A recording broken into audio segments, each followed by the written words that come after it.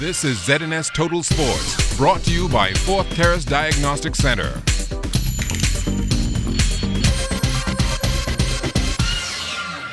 Good evening, Bahamas. I'm Kelsey Johnson. Welcome to Sports Monday. A record-breaking performance placed Ariana Vanderpool-Wallace on the top of the medal podium at the Central American and Caribbean Games currently going on in Mexico. Vanderpool-Wallace captured the gold in the women's butterfly event, stopping the clock at 26.46 seconds. The new time crushed the old of 26.92 seconds, which was set by Vanderpool-Wallace in 2010. President of the Bahamas Swimming Federation, Algernon Cargill, congratulated Ariana and Joanna on winning medals at the Games. Cargill said this is just the beginning for both swimmers. Very happy about the performance of our athletes at the CAC Games, particularly Ariana and of course Joanna and Aubrey. Why I'm so happy about Aubrey's performance is that she's only 14 years old and she's already competing at a senior level, and to place 4th at the CAC Games is indeed an accomplishment.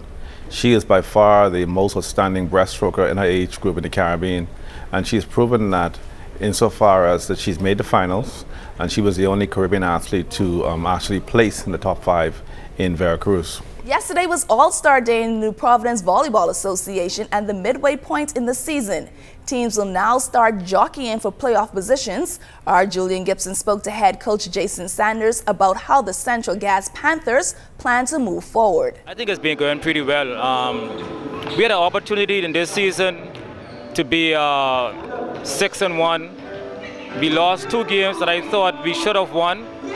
One of those games that we lost was against the Cherry Bombers, who so far is the leading team in the league.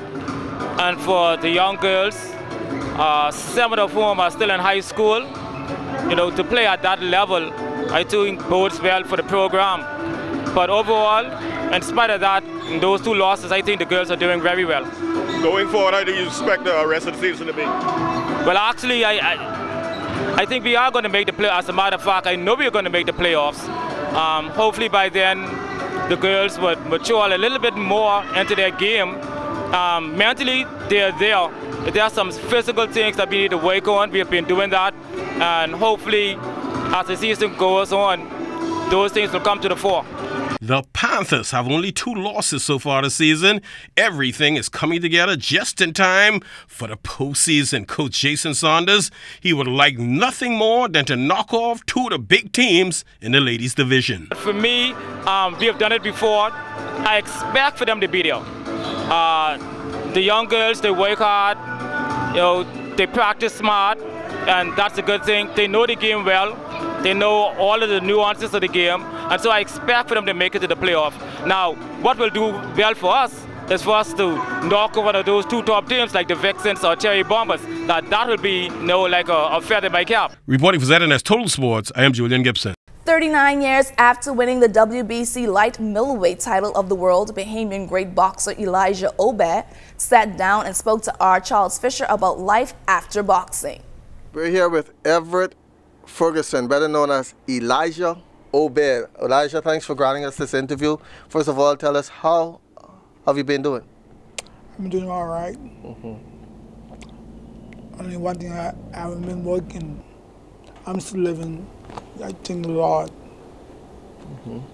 What have you been up to? I've been up to nothing. Just stay home all the time. A couple of months ago, you had a fall. How have you been since then?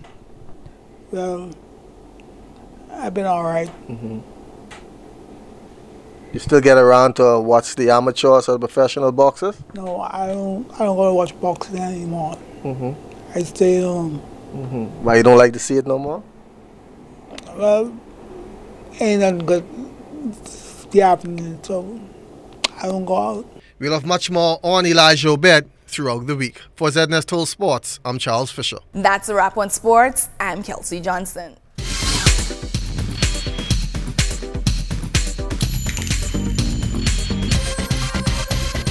This is ZNS Total Sports, brought to you by 4th Terrace Diagnostic Center.